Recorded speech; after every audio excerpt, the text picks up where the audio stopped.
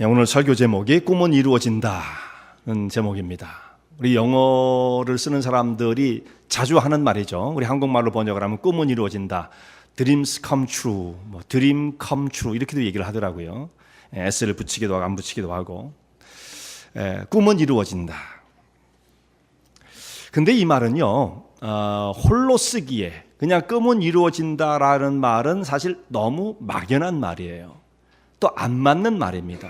왜냐하면 모든 꿈이 다 이루어지진 않거든요.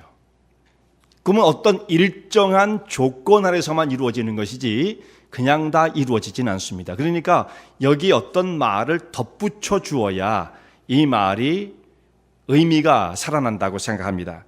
그래서 디즈니 월드를 만든 그 월트 디즈니라는 사람이 여기에 한마디를 더 추가를 했어요.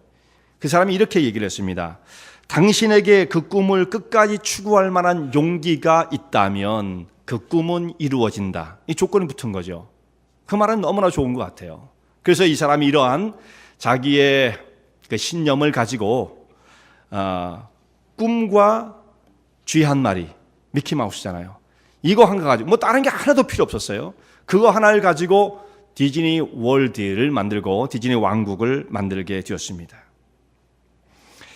애굽에 노예로 끌려와서 13년을 살았던 요셉이 오늘 이제 이 본문의 말씀 보면 애굽의 총리의 자리에 오르게 되어집니다. 그런 요셉에게 요셉 선생님, 꿈이란 게 무엇입니까? 만약 우리가 그렇게 묻는다면 당신은 꿈을 어떻게 생각하십니까? 꿈에 있어서는 전문가니까 정말 요셉이 그에게 물어보면 요셉은 할 말이 참 많았을 것이라고 생각합니다. 어떻게 해야 그 꿈은 이루어지는 것입니까? 하면 요셉은 이 질문에 무엇이라고 대답을 했을까? 그리고 젊은 사람들에게 혹은 하나님의 백성들에게 자기가 간직했던 꿈을 그들에게 설명을 하면서 이것이 어떻게 이루어지는지에 대한 하고 싶은 이야기들이 너무나 많았을 거라고 생각해요.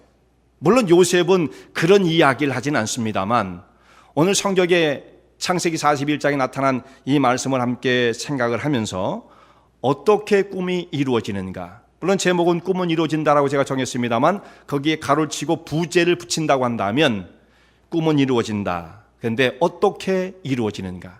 이렇게 부제를 붙이면 좋을 것 같아요. 어떻게 꿈은 이루어지는가. 오늘 요셉이 이뤘던 꿈에 대해서 상고를 하고자 합니다.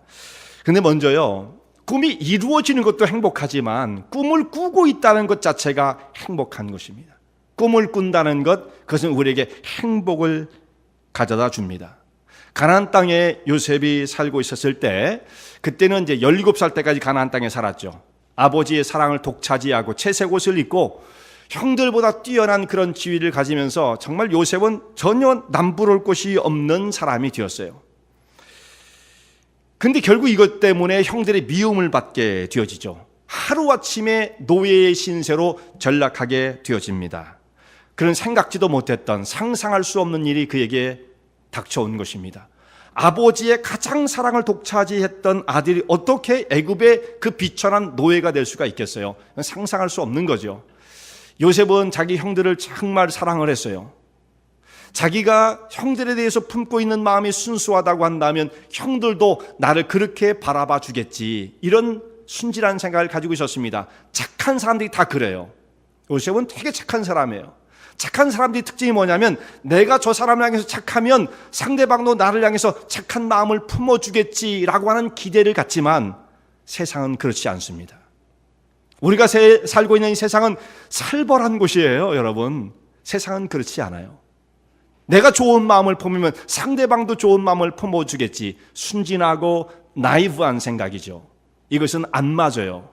요셉이 바로 그렇게 하다가 그야말로 큰 코를 다치게 되었습니다. 형들에게 뼈아픈 배신을 당하게 되어지죠. 요셉은 한 번도 형들을 미워했다거나 차별한 마음을 갖고 있지는 않았었어요. 그런데 형들은 요셉을 그토록 죽이고 싶을 만큼 미워했던 것입니다. 갑자기 노예로 전락을 해서 애굽 땅에 끌려가서 아무도 모르는 곳에 혼자 노예로서의 신분을 가지고 생활을 한다고 했을 때 요셉이 당했던 슬픔을 이거 어떻게 표현할 수 있을까요? 여러분, 요셉이 얼마나 많이 울었을까? 요셉을 깊이 생각해 보니까 요셉이 정말 매력적인 사람이에요. 너무 매력적인 사람이에요. 요셉을 사랑하는 마음이 막 불길같이 제 마음속에 일어나기 시작했어요. 너무 멋있는 사람이에요. 요셉이 얼마나 여기서 슬픔과 낙담을 경험하며 얼마나 밤을 지새워 울었을까? 여러분, 우리 같으면 안 그렇겠습니까? 그런데 여러분, 성경에 보면 자세히 읽어보면 요셉이 울었다는 말이 없어요. 요셉이 내가 어떻게다 이런 신세를 당하게 되었나?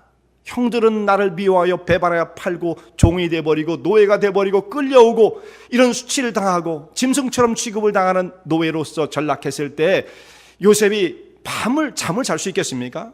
그 배신감 때문에. 그런데 요셉은 이때 울었다는 말이 성경에 전혀 기록이 안 되어 있습니다. 그가 괴로워했다? 팔려갈 때 형들에게 살려주세요 애원은 했어요. 근데 그게 다였어요. 물론 요셉이 울기도 했겠죠. 잠을 이루지 못하는 날들이 많았을 거라고 생각해요. 그런데 성경에서는 그것이 요셉의 삶의 특징이 될 수 없었기 때문에 그건 전혀 기록도 하지 않습니다. 나중에 우는 장면이 나와요. 언제 옵니까? 요셉이 형들을 만났을 때 그 재회의 기쁨, 형제 애를 느끼면서 자기를 팔아넘겼던 형제를 향해서 사랑의 마음이 막 끌어올라가지고 그 형들을 보면서 눈물을 그때 흘리게 되어집니다. 아버지를 만났을 때 그때 울게 되어집니다. 아버지가 돌아가셨을 때 그때 울게 되어집니다. 그러니까 자기의 신세를 한탄하고 운 적이 없었다라는 것, 이게 성경에서 말해주는 요셉의 모습인 것입니다. 요셉은 죄수로서 노예로 끌려오고 나중에 죄수가 되고 이런 과정들을 쭉 우리가 함께 살펴봤죠. 죄수로서 옥속에 갇혀서 하루하루 시간이 갑니다. 정처 없이 시간이 흘러갑니다. 아무도 그를 기억해 주는 사람이 없습니다. 내 감옥살이의 삶이 언제 끝날 것인가 기약이 없습니다. 그렇다고 한다면 나는 세상에 가장 불행한 사람일 것이다. 나를 기억해 주는 사람도 없고 은혜를 받은 사람이 내게 은혜를 갚을 생각도 하지 않는, 나는 완전히 버림을 당한 사람이야. 이렇게 좌절을 느낄 수밖에 없는 상황이었어요. 그런데 요셉은 그럼에도 불구하고 별로 달라진 게 없어요. 그냥 자기가 해왔던 그 모습대로 그대로 묵묵하게 자기의 삶을 진행시켜 갑니다. 요동치 않아요. 환경은 계속 변하지만 요셉의 마음은 변함이 없습니다. 그저 감옥이면 감옥, 노예의 신분이면 노예의 신분, 사랑을 받는 그런 자리면 사랑을 받는 그런 모습으로 그저 묵묵히 자기의 자를 지키고 있을 뿐이에요. 하나님께서 이런 영혼을 사랑하십니다. 요동치 않는 사람, 그 마음을 하나님께 두고 진리의 반석 위에 서서 요동치 않는 사람들, 이런 사람을 하나님께서 정말 사용하시고 사랑하시는 것입니다. 술 맡은 관원장이 요셉과 함께 갇혀 있다가 풀려나서 복직이 되어진 지가 2년이 되었어요. 우리가 지난주에 말씀을 살펴봤던 거죠. 지난주에 설교를 못 들으시는 분들은 유튜브에 가면 또 들을 수가 있으니까 한번 재생을 해서 들을 수 있으시길 바랍니다. 지난주에도 의미가 아주 깊었습니다. 아주 의미가 깊었어요. 자, 이 사람이 술 맡은 관원장이 복직이 된 지가 2년이 되었는데 아무 일도 없었던 것처럼 그냥 세월이 그냥 지나가요. 2년이 그냥 지나가고 마는 것입니다. 감옥 생활을 하고 있는, 갇혀있는 요셉의 마음이 얼마나 답답했겠습니까? 그 사람을 향한 원망의 마음이 들 수도 있었을 것입니다만 요셉은 그저 하루하루를 묵묵히 지냅니다. 그러다가 2년이 지났을 때쯤에 한 사건이 발생해요. 애굽의 왕 바로가 꿈을 꾸게 된 것입니다. 그가 꿈을 꾼 것은 두 가지의 꿈을 겹쳐서 꾸게 되었는데 꿈 얘기를 간략하게만 말씀을 드리겠습니다. 바로가 꾸었던 꿈은 하수, 이건 나일강이에요. 나일강에서 살찐 암소 7이 나오더니 조금 있다가 그 뒤를 이어서 아주 흉악하게 말라버린, 보기도 정말 사나운 그런 암소가 7마리가 또 나와서 그 먼저 나왔던 충실하고 아름답게 좋았던, 기름졌던 그 소를 삼켜버리는 이런 꿈을 꿨어요. 이게 무슨 꿈인가 하고 깜짝 놀랐는데 또다시 연거푸 꿈을 꿉니다. 이번에는 곡식이 그냥 주렁주렁 매달린 충실한 그 곡식 열매를 7을 보게 되었는데 잠시 후에는 완전히 다 비어 말라져 버린 열매 맺지 못한 그런 그 곡식들이 나와서 앞에 있던 7 곡식을 다 삼켜버리는 이런 꿈을 꾸게 되었어요. 이게 뭔가? 이게 바로가 큰 번민 가운데 빠지게 되어집니다. 이 꿈을 해석하기를 위해서 무슨 꿈인지 의미를 알아야만 되겠으니까 이게 보통 꿈은 아니었다라는 거죠. 그 당시 왕들은요, 굉장히 이런 일에 민감했습니다. 어떤 사람이 와서 나라를 탈취하는 것은 아닌가, 우리 가문이 완전히 멸망하는 것은 아닌가, 이 나라는 뭐 뺏기는 것은 아닌가, 전쟁 나서 망하는 것 아닌가. 왕들은요, 신경 쓸 거 많았습니다. 왕이 행복한 자리가 여러분 결코 아닙니다. 이 사람은 그것 때문에 지금 자기가 꿈을 꾸고 나서 잠을 이루지 못하는 거죠. 이걸 어떻게 해석을 할까 해서 애굽에 있는 모든 사람들을 다 불렀는데, 여기 보면 술객들과 박사들을 불렀다라고 했습니다. 이 사람들을 불러서 꿈을 해석하고 하였지만 능히 할 수가 없어요. 그는 이 꿈 때문에 고민 속에 빠지게 되었어요. 심히 마음이 흔들리게 되었습니다. 열국을 다스리는 임금이 되었지만 이 꿈 하나, 이 문제를 해결하지 못해서 사람은 전전긍긍하고 있습니다. 마음이 고통을 당해요. 근데 이 사람과 비교되는 사람이 하나 있죠. 요셉입니다. 요셉은 왕궁에 있었던 것이 아니라요, 그들의 신하가 죄를 짓고 갇히는 감옥 속에 있었어요. 요셉이요. 그 속에 있었음에도 불구하고 요셉은 평화를 누립니다. 마음이 이렇게 일어나서 번민이 일어나고 불안하고 나의 삶이 어떻게 될 것인가에 대한 그 미래에 대한 불확실 때문에 고통당하지 않아요. 그는 여기서 평화를 누리고 있습니다. 그러니까 여러분, 왕자의 자리에 앉아있다고 해서 사람이 행복하고 평화를 누리는 게 아니에요.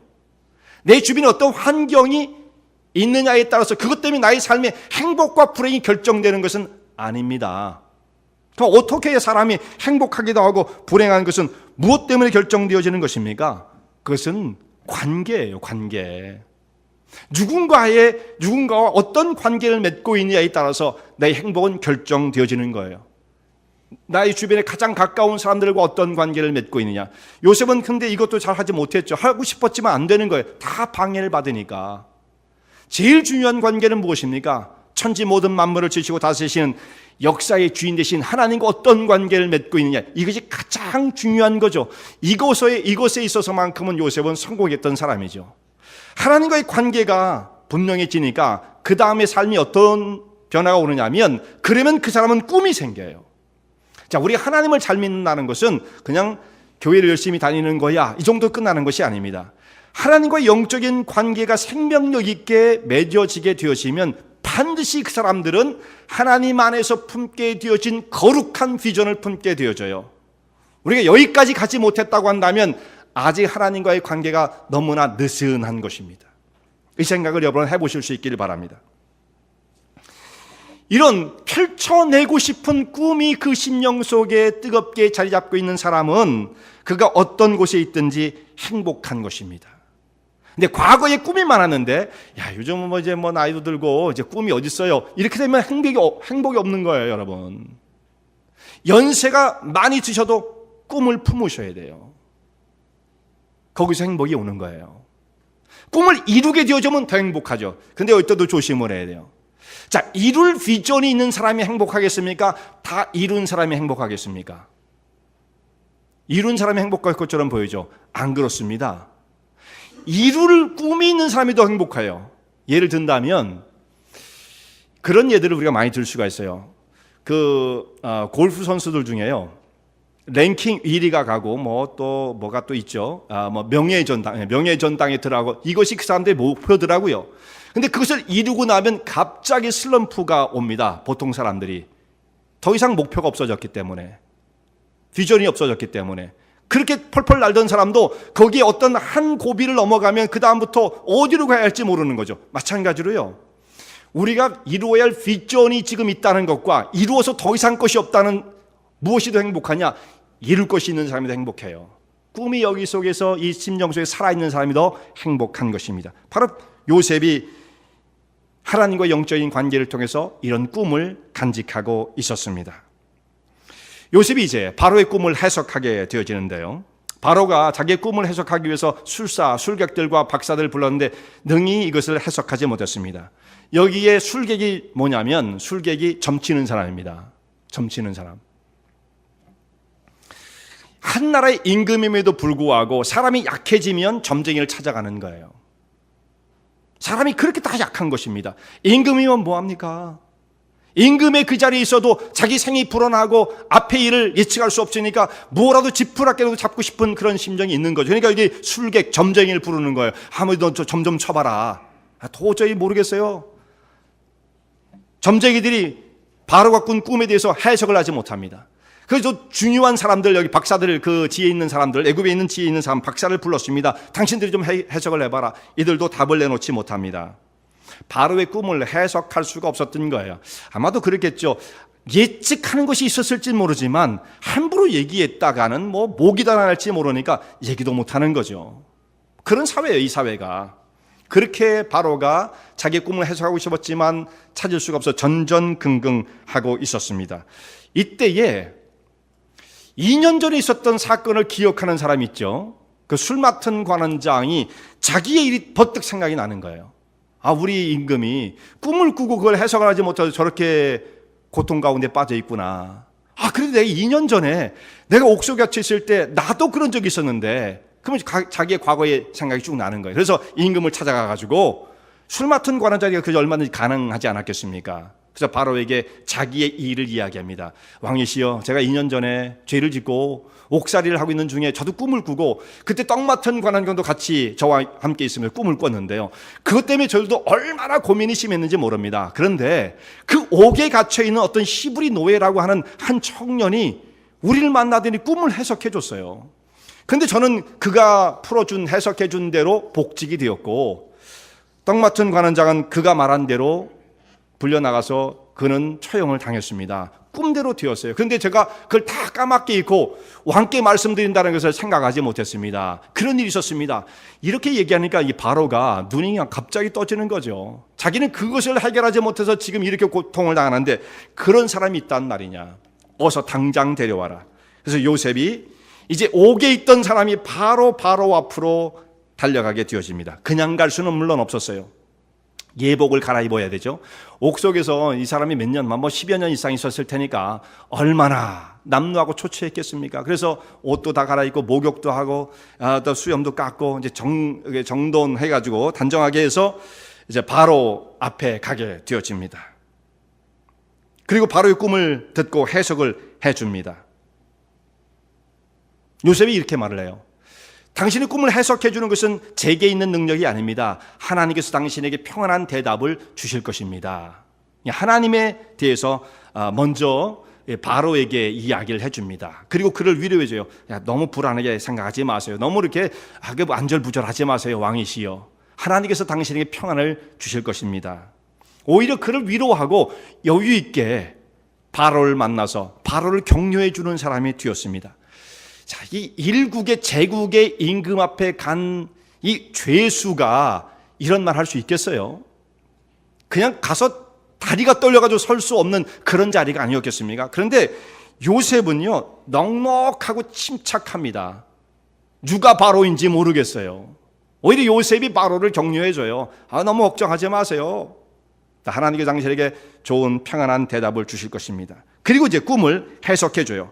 당신이 꾼 꿈은 이런 의미가 있습니다. 애굽에 7년 동안 바로 일곱 암소가 있었던 것, 충실한 것은 풍년을 의미하는 것이고, 그 다음에 나온 삐싹 마른 그 흉악한 암소는 흉년을 의미하는 것입니다. 또 벼이삭, 곡식이 충실한 그 열매들은 7년간 풍년을 의미하는 것이고, 그 다음에 나온 삐싹 마른 보기 싫은 그런 열매들은 흉년을 의미하는 것이, 7년의 흉년을 의미하는 것입니다. 그런데 이 흉년 때에 얼마나 많은 풍년 때에 얼마나 많은 곡식을 거두게 되는지, 쌓아놓을 곳이 없을 만큼 풍년을 거두겠지만 그 뒤에 이어지는 7년의 이 기근, 흉년 때문에 앞에서 있었던 풍년을 다 잊어버리게 될 것입니다. 이것을 잘 관리하지 못하면 애굽 땅은 망하게 될 것이고 사람은 다 굶어 죽게 될 것입니다.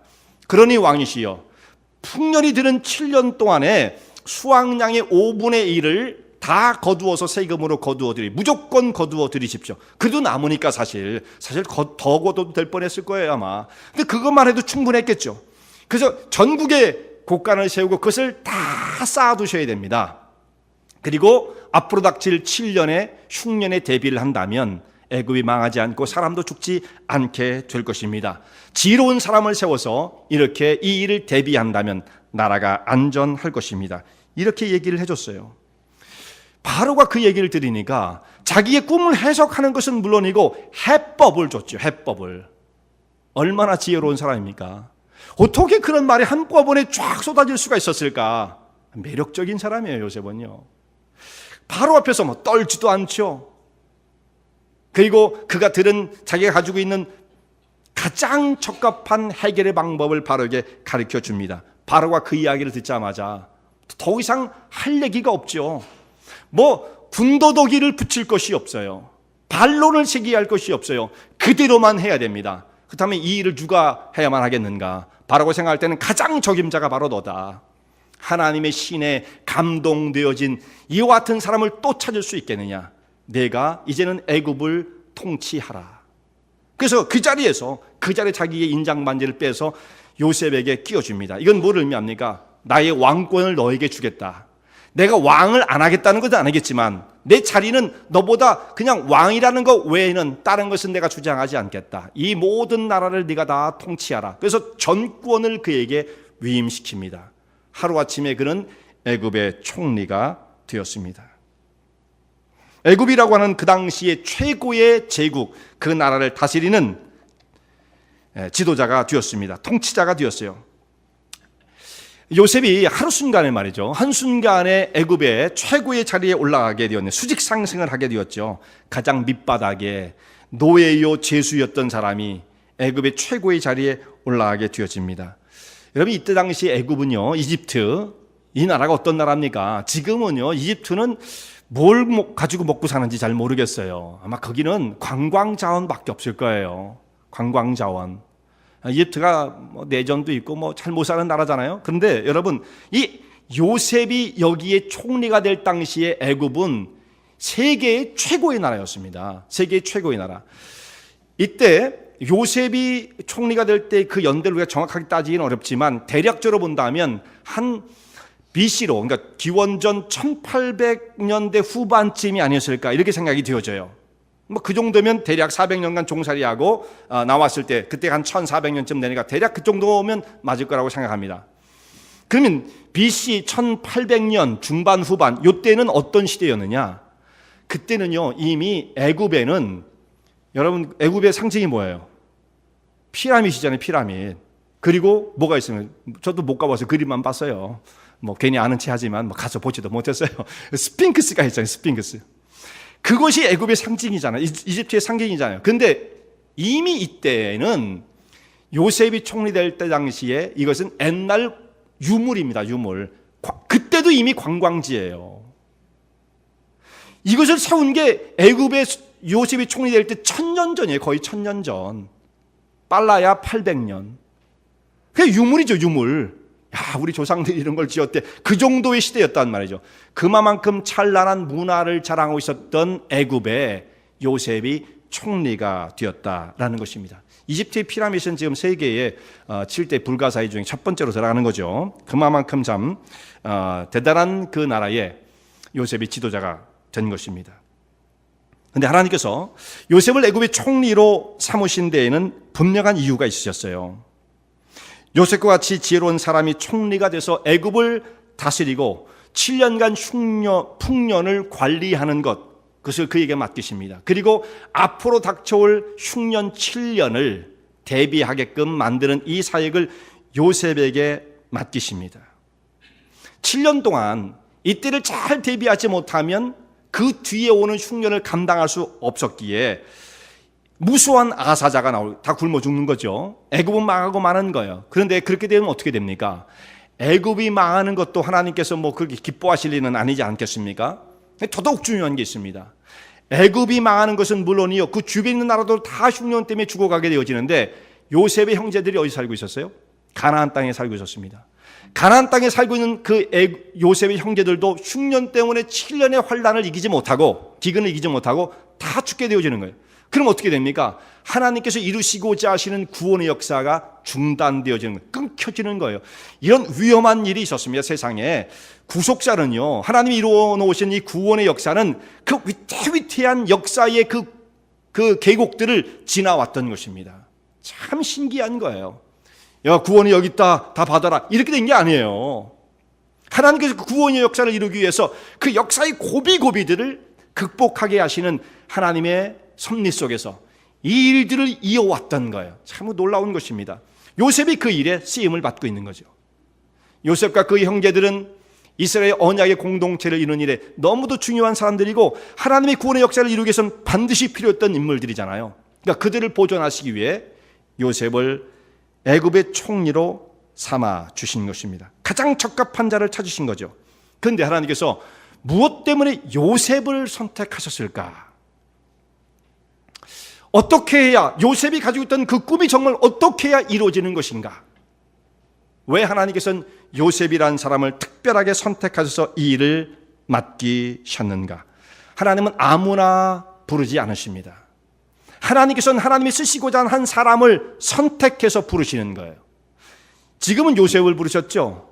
나중에 시간이 가면 누구를 부르십니까? 나중에 보면 중요한 인물인 모세를 부르시잖아요. 다 하나님께서 쓰시고자 하는 사람들을 불러내시는 겁니다. 아무나 그냥 픽업된다고 다 되어지는 것은 아니에요. 자, 예수님께서도 예수님이 12 제자를 부르실 때 그냥 동네 사람 아무나 와, 선착순으로 줄 서, 이건 아니었어요. 예수님께서 자기의 제자가 될 만한 사람을 본인 스스로가 픽업을 하신 겁니다. 그 제자를 삼으시는 거예요. 요셉도 어떤 의도가 있으셨는지, 왜 요셉을 선택하셨는지 이유가 있다라는 말씀이죠. 선택의 기준이, 요셉의 삶을 들여다보면 어떤 선택 기준이 나오게 되어집니다. 하나님께서 요셉을 선택하셨는데 그에겐 무엇이 있었는가? 세 가지로 말씀을 정리하고 마치려고 합니다. 자, 첫 번째, 요셉에게 있었던 특징이 무엇인가? 그는요, 끝까지 케어하려는 마음을 가진 사람이었어요. 끝까지 케어하려는 마음, 케어는 영어입니다. 끝까지 케어하려는 마음을 가진 사람이었다. 자, 이것이 하나님께서 사람을 쓰시는 특징이에요. 하나님의 손에 픽업되어진 사람들을 보면 다 이런 성품을 가져야 돼요. 케어하는 마음을 가져야 합니다. 자, 7년간 풍년을 관리하는 거, 그것 정말 신경 써서 주도 면밀하게 빈틈없이 그것을 관리하지 않으면 다 빠져나가죠.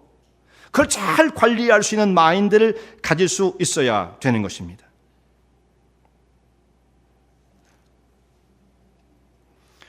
이것이 케어의 마음이에요. 그래야만 나중에 7년, 6년 때에 그 고난을 극복해 낼 수가 있는 것입니다.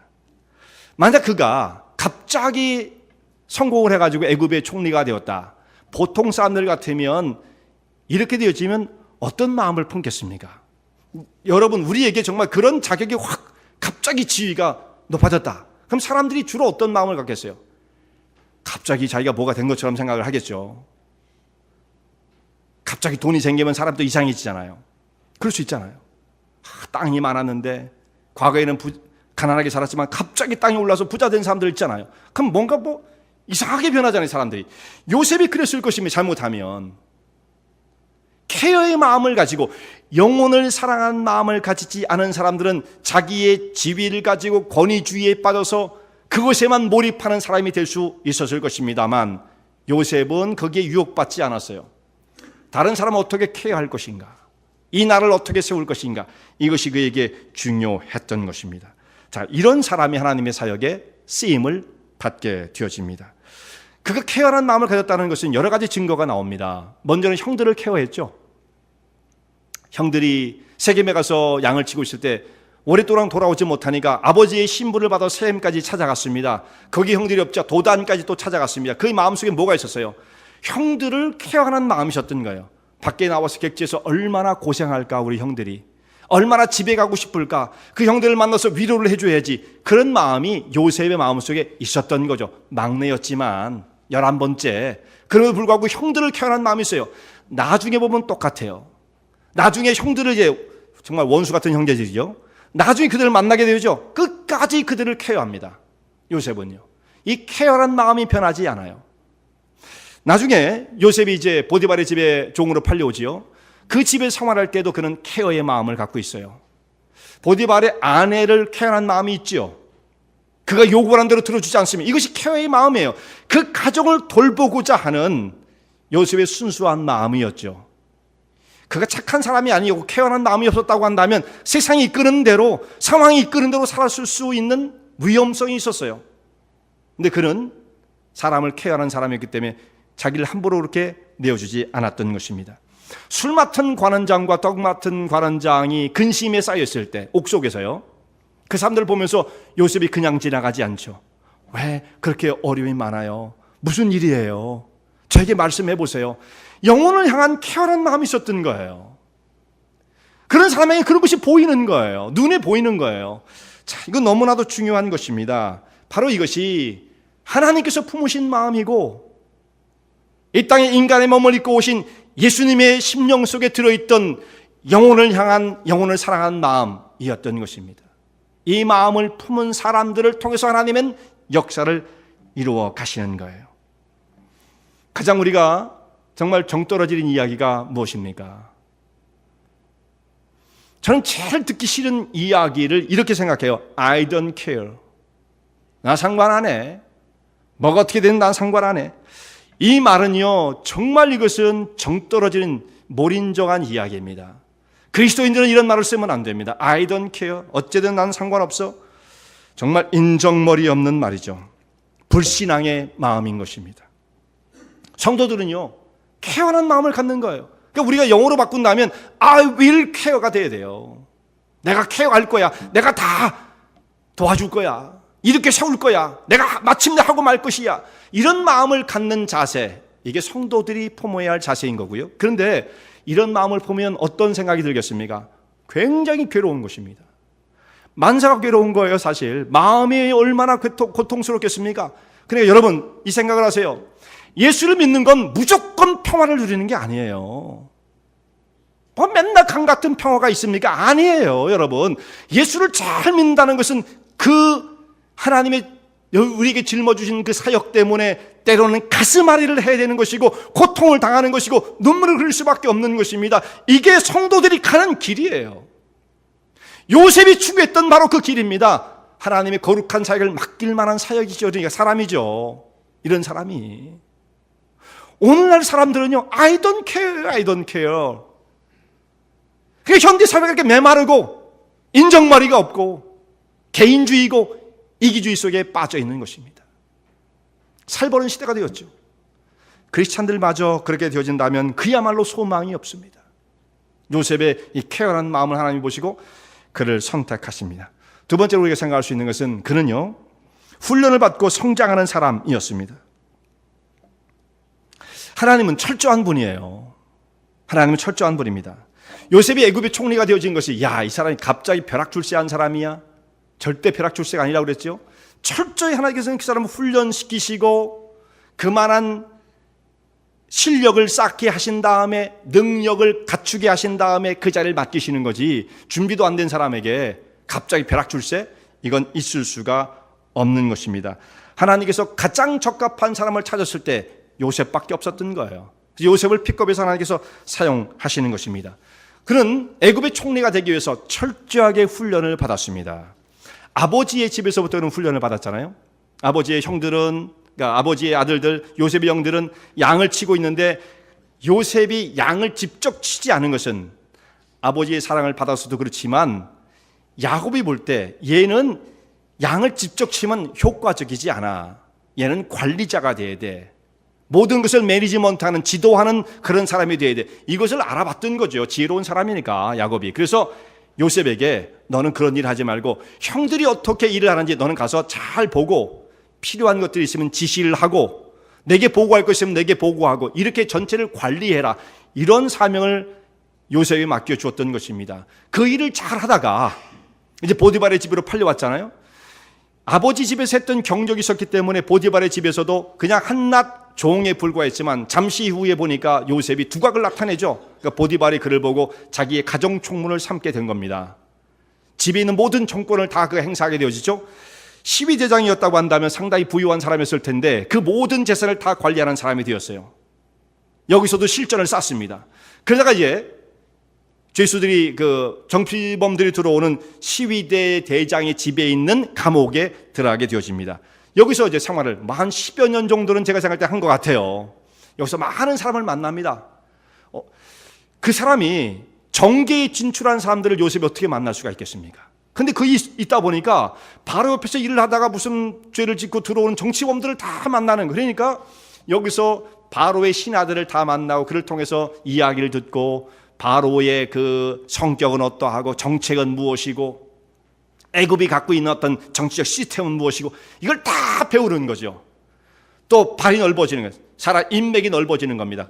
이 다음에 근데 그가 바로 총리가 되어지는데 총리의 자리에 딱 가보니까 맨 아는 사람이었을 거예요. 맨 아는 사람들. 요셉의 말을 척척 들겠죠. 그러니까 하나님께서 이렇게 그의 모든 것을 준비시켜 놓고 난 다음에 총리의 자리를 주시는 것이지 무조건 벼락 출세 그런 거 없어요. 성도도 그렇습니다. 갑자기 우리가 기도하면 뭐가 된다 그렇게만 생각하면 하나님을 바르게 섬기는 사람들이 아니에요.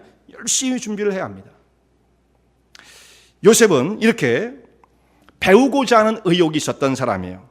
그는 잘 배우는 사람이었습니다.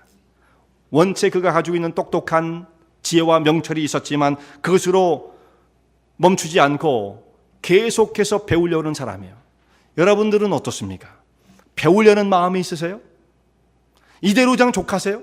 뭐든지 성경 말씀도 그 중에 하나 들어가자면 여러분 또 하나님 목사님도 성경 말씀 배우라고 또 그러나 보다 성경 공부하라고 또 그러나 보다 이렇게만 생각하지 마시고요. 뭐든지 배우는 일에 마음이 열려 있어야 됩니다. 더 배우려는 일에 그래서 본인이 성장할 수가 있는 거죠. 요셉은 이 일에 열려 있는 사람이고 끊임없이 성장을 이루었던 사람입니다. 마지막으로 요셉에게 있어서는 그는 절망과 포기를 모르는 사람이었어요. 많은 사람들이 조금만 힘든 일이 오면 그래서 자기의 프레셔가 느껴지면 금방 포기하죠. 그 자리를 탁 놓고 그냥 도망가 버립니다. 나 몰라 이러고 그냥 내빼는 거예요. 너무 쉽게 포기합니다. 절망의 환경이 그 앞에 닥쳐오면 이런 일이 오기 전에도 미리 보고 질려가지고 다 도망을 가버리고 마는 거죠. 그러나 요셉은 어떤 상황 속에서도 절망하지 않습니다. 무너뜨리지 못합니다. 그것을 뚫고 나가는 사람이었습니다. 오늘 현대인들은 너무나 작은 것에도 쉽게 포기를 해요. 프레셔를 못 견딥니다. 자기에게 주어지는 조금의 프레셔를 못 견뎌요. 남들이 자기에게 말하는 것 한두 가지에 좋지 않은 이야기를 절대 못 견뎌요. 그럼 왜 그러세요? 왜 그런 것입니까? 그 사람이 위대하기 때문입니까? 나는 위대하기 때문에 그런 말을 절대 들을 수 없어가 아니죠. 그런 것조차도 하나 해결할 수 없는 너무도 미약하기 때문이에요. 여러분 요셉에게 쏟아진 비난을 생각해 보십시오. 억울한 누명을 쓰고 성범죄를 저질렀다고 옥속에 무고한 사람을 죄 없는 사람을 쳐 넣었을 때 그가 얼마나 고통을 당했겠습니까마는 무너지지 않습니다. 프레셔, 모함, 고통 이런 것 때문에 요셉을 넘어뜨리지 못해요. 그는 포기를 모르는 사람이에요. 그는 자기에게 주어진 환경 속에 최선을 다하는 사람이었습니다. 술 맡은 관원장을 만나서 그에게 선의를 베풀었지만 그에게 돌아온 것은 아무것도 없어서요. 그를 잊고 말았지요. 아마 이때에도 상당히 섭섭한 마음이 들었겠지만 요셉은 그것 때문에 무너지지 않습니다. 그죠? 자기에게 주어진 일에 대해서 최선을 다할 뿐입니다. 우리가 어떤 조금 어려운 일을 만날 때 사람들은 쉽게 밖으로 표현하는 것이 원망과 불평이에요. 너무나 쉬운 거죠. 너무나 쉬운 거예요. 원망과 불평. 근데 우리가 한 가지 기억해야 할 것이 있습니다. 원망과 불평의 특징은 뭔지 아세요? 이것은 사망의 세력이에요. 죽음의 세력입니다. 원망과 불평이 있는 곳에 선한 역사가 일어나는 것이 있는지 여러분 생각해 보세요. 절대로 그런 것은 없습니다. 다 파괴적인 거예요. 다 파괴적인 것. 멀쩡한 걸 다 죽이는 거예요. 원망과 불평이 일어나면 그곳에서는 생명이 역사할 수가 없습니다. 이스라엘 백성들이 모세의 인도를 따라서 애굽을 나와서 광야로 나왔습니다. 그때 나올 때는 너무 신나가지고 찬양을 하고 난리가 났었죠. 근데 잠시 후에 고통을 겪게 되어져요. 그러니까 그가 어떻게 되어집니까? 바로 이스라엘 백성들은 원망을 합니다. 먹을 것이 없다, 물이 없다, 광야는 정말 여기 너무 보링하다, 재미가 없다. 자, 이런 걸 가지고 불평을 하게 되어지죠. 그 불평한 사람들은 결국은 어떻게 되었습니까? 쓰디쓴 열매를 맺게 되어집니다. 모든 건 열매를 맺게 되어 있어요. 원망과 불평, 사망의 열매를 맺습니다. 어떻게 되었습니까? 그들이 20세가 넘어서 애굽을 나온 사람들은 다 광야에서 쓰러졌더라. 사망의 열매를 맺죠. 어떤 환경 속에서도 좌절하지 않고 하나님을 바라봤던 사람들, 요셉 같은 사람, 여호수아와 갈렙 같은 사람, 그런 사람들은 생명의 결실을 맺게 되어지는 것입니다. 우리가 이거 한 가지만 잘 지켜도요, 우리 삶이 축복으로 변하는 거예요. 이거 한 가지만 잘 지켜도 컴플레인하는 일 세상에 수없이 있는 거예요. 그러나 거기에 치우치지 않고 하나님의 은혜의 역사를 바라보는 사람, 이 생명의 역사하는 거예요. 요셉은 가장 밑바닥의 상황에 떨어져 있어도 그런 꿈을 포기하지 않았습니다. 이것이 중요해요. 포기하지 않았어요. 옥살이를 하면서도 불구하고 그는 그 심령 속에 뭐가 있었냐면 하나님이 주신 거룩한 꿈이 있었어요. 이걸 다른 말로 저는 표현하자면 저는 이것을 그냥 꿈이라고도 할 수 있겠지만 저는 역사의식이라고 생각해요. 내가 왜 여기에 서 있는가? 역사의식이에요. 사람마다 투철한 내가 이 자리에 부름을 받은 그 선명한 역사의식이 없는 사람은 뿌리가 없는 사람들이에요. 그런 사람들은 전진할 수가 없어요. 저는 이 설교를 준비하면서 우리 현실을 생각해 보았습니다. 이 땅에 살고 있는 우리 1세와 2세와 앞으로 태어날 3세들이 정말 역사의식을 갖고 있는 사람들인가? 내가 여기에 왜, 무슨 목적과 의미를 띠고 여기에 서 있는가를 알지 못한 사람들은 순간의 찰나에 넘어질 수밖에 없어요. 그리고 섬기는 것은 세상을 섬기고 자기의 배를 섬기고 살 수밖에 없는 것입니다. 추구할 대상이 없기 때문에 이건 너무나 중요한 문제들이에요. 끝까지 붙잡고 가야 할 것이 없기 때문에 순간에 우리는 치우칠 수밖에 없습니다. 요셉은 하나님께 주신 그 거룩한 비전을 품고 인생의 뿌리를 깊이 내리고 좌절하지 않았던 것입니다. 꿈은 이루어집니다. 하나님께서 주신 꿈을 포기하지 않고 끝까지 견딜 수 있는 믿음을 갖는다고 한다면 그 꿈은 반드시 성취되어집니다.